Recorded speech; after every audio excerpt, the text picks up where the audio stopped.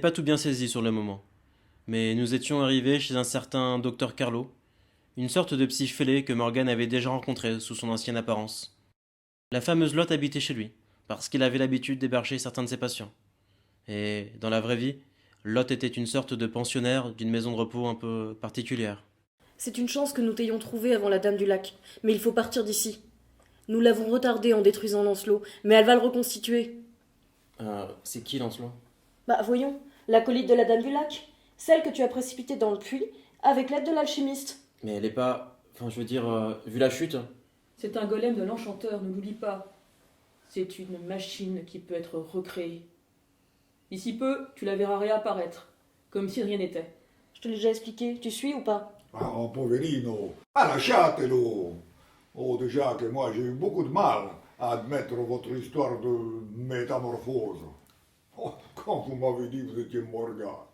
Ah, veramente, hein. Je vous avouerai que je ne vous ai laissé entrer que parce que j'ai une grande habitude des psychopathes. Alors, allez-y doucement avec ce ragazzo, hein, piano. Comment voulez-vous que le malheureux s'y retrouve? Mais C'est comme votre histoire de cécité à géométrie variable. Hein? Alors là, vraiment, on est en pleine autosuggestion. Hein? Et tantôt elle voit pas, elle voit pas. Là. Io non capisco niente. Mais c'est parce que... Ah, lo so. Vous allez encore me sortir quelques, come si dice, billevesées, hein? Comme je ne vois plus, ma je vois les labyrinthes et tout ce qui s'y rapporte, et patati e patata. Ma non è possibile una cosa simile. je vais vous expliquer. Croyez-moi, cara signorina Morgana, ou qui que vous soyez, vous et la signorina Lotte ici présente avez véritablement de grands problèmes d'acceptation du réel objectivé. Nous sommes parfaitement raisonnables, docteur. Oui, nous le sommes vraiment. Nous savons juste des choses que vous et les autres ignorez encore. Ecco, voilà qui est parlé comme une vraie psychopathe. Bah, bon, admettons. Poursuivez.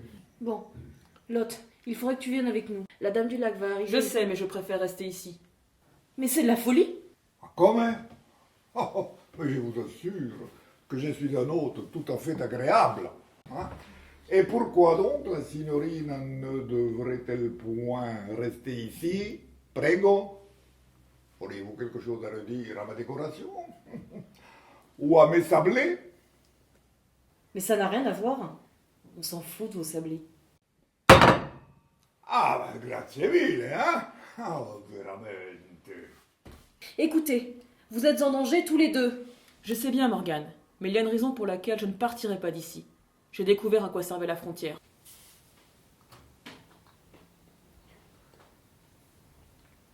Ouais. C'est quoi la frontière?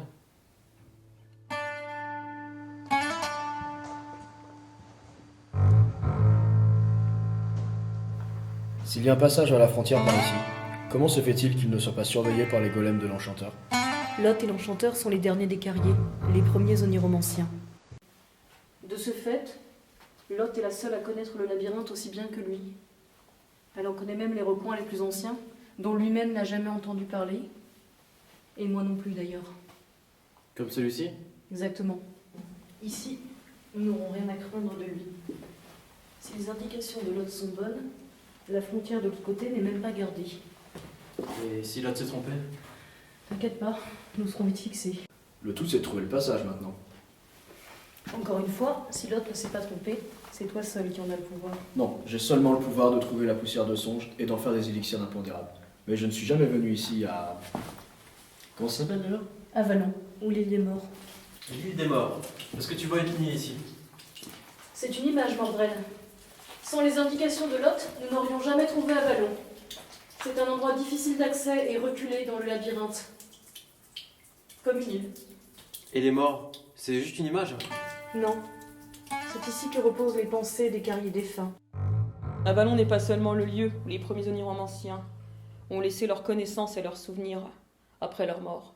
C'est aussi, et surtout, l'endroit où le dogme fut créé. Le dogme? Tu veux dire les 9 heures et tout le tremblement? Oui.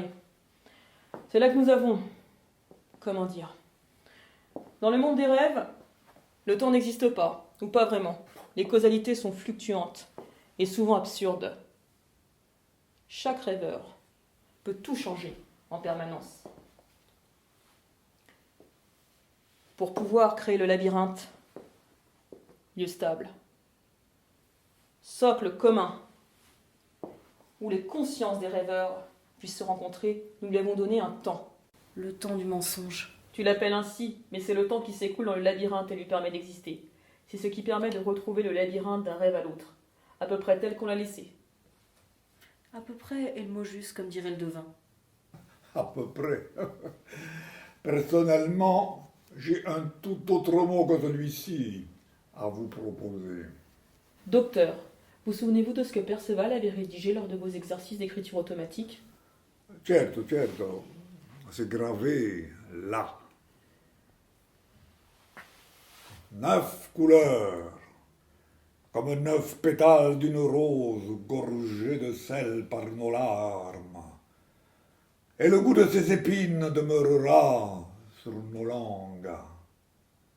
Nos bâtons dérisoires devenus torches éclaireront les pierres où sont gravés les chiffres du testament de la terre. Je vis d'un sang lourd et sombre assez pour noircir le ciel. Riche des chaînes à mes poignets, j'ai souvenu en silence, armé de l'épée dérobée au serpent du vieux jardin, quand la peur n'existait pas encore. Oui, merci. Le début aurait suffi. 9 couleurs comme 9 pétales.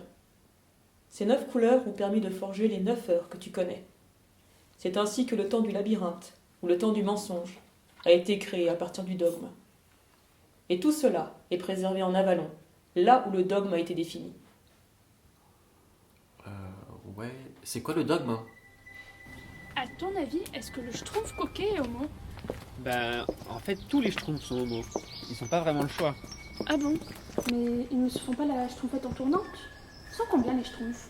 Ben, 100.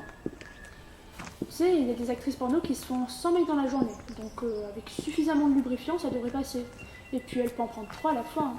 Attends, non. En fait, ils font un trou dans les champignons et tac tac tac. Ils sont mycophiles, alors. Au moins, ils ne sont pas dendrophiles, parce qu'ils s'écorcheraient le pénis sur l'écorce des arbres. Tandis que les champignons, c'est chaud et spongieux. De toute façon, c'est ça ou le chat de Gargamel. Tu sais, celui qui a le nom de l'ange de la destruction. Azrael. Voilà.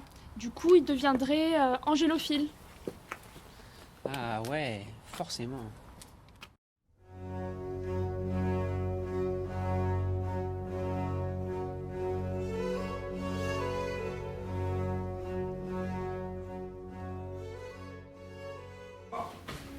Ah, dite donc, mais che cosa significa questa intrusione? Ne vous en faites pas, docteur. Je crois que c'est pour moi. Tu es venu achever ton ouvrage, c'est ça? Tu étais la dernière, Lotte. Par respect pour le passé, l'enchanteur te laissait vivre. Tu as trahi sa confiance. Il t'a condamné à mourir ici comme là-bas. Vivre sans rêver. Quel intérêt! J'ai transmis à Morgane tout ce que je savais. C'était mon ultime exploit. Et la dernière défaite que je voulais infliger à l'enchanteur. Quelle défaite! Pour chaque revers que vous nous avez infligé, nous reprenons du terrain sur vous. Pour chaque chose que vous avez détruite, nous en reconstruisons le double. L'alchimiste et le voleur m'ont détruite, et comme tu vois, je suis là, à nouveau prête à frapper. Ne bougez pas, docteur, et tout ira bien. Ce n'est pas après vous qu'en a l'enchanteur. Au contraire, il vous est reconnaissant d'avoir pris soin de son golem, celui que vous surnommiez Perceval. Ne vous mettez pas au travers de mon chemin. Et vous n'avez rien à gagner. Et finita, la commedia.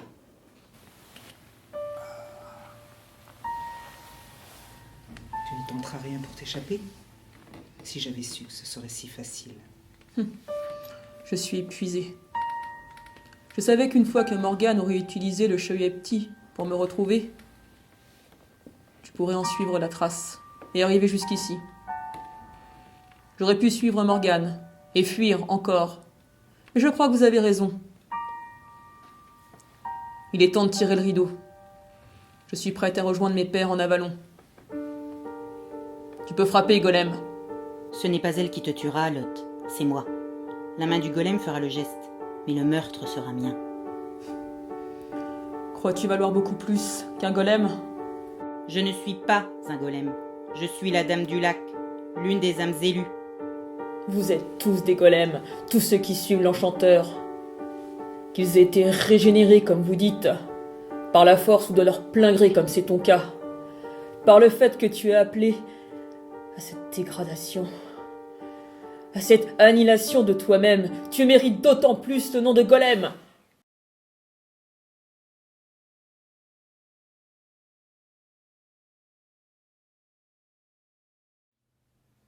Dio mio, ma vous l'avez? Non, elle vit toujours, mais elle ne pensera plus jamais. Elle restera ainsi prostrée jusqu'à sa mort. Et dans sa tête, j'ai fait le vide. J'ai abattu tous les arbres, j'ai asséché les puits et j'ai rasé toutes les demeures. J'ai aboli le ciel, la terre et l'horizon. Il ne reste plus en elle que le néant et la peur de l'abîme. Tu recueilleras de la poudre de songe en 9 endroits différents d'Avalon, un pour chaque heure. Le sang, les chaînes, les silences, les roses, les épées, les bâtons, les larmes, les chiffres, et surtout l'heure innommable, celle que l'enchanteur n'a jamais pu nous reprendre, celle où nous reprenons l'avantage sur lui, ses masques et ses golems.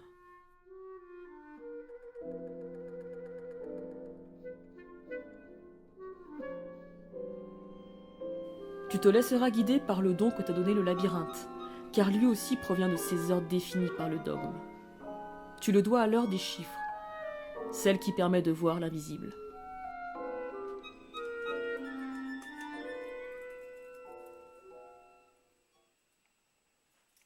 Alors toi, tu perçois ces heures dont on t'a parlé.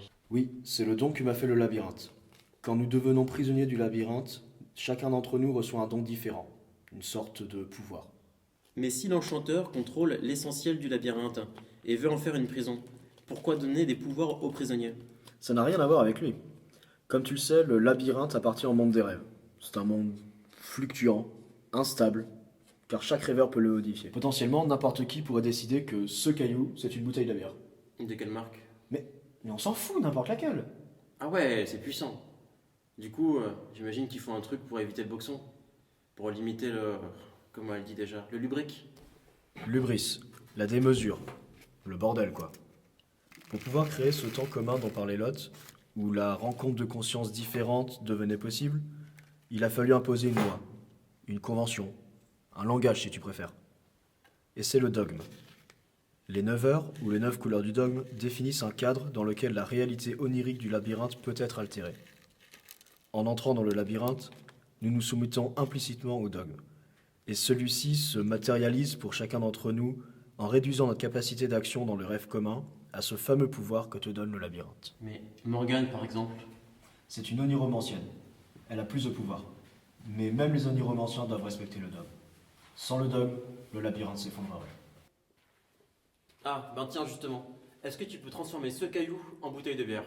Qu'est-ce que tu leur as raconté? Non, mais non, c'est rien, c'était juste un exemple. Bon, tu as fini? Oui, l'élixir contient 9 mesures de poussière de songe, chacune associée à une heure différente et provenant de mémoires différentes, toutes de poids égal. Rigoureusement égal? Ouais, je vois. Pour trouver le passage qui conduit d'Avalon au cœur de la frontière, tu vas devoir boire ce cocktail. Oui. Toute l'essence des 9 couleurs du dogme en une seule gorgée. J'espère que je ne tomberai pas en torpeur. En torpeur? Je me comprends. Ben, c'est déjà ça. Je me demande comment tu fais. Et on fait quoi si tu tombes en torpeur? Aucune idée. Voilà un plan qui va se dérouler sans accroc. T'as une autre solution? Tu veux le boire toi-même peut-être?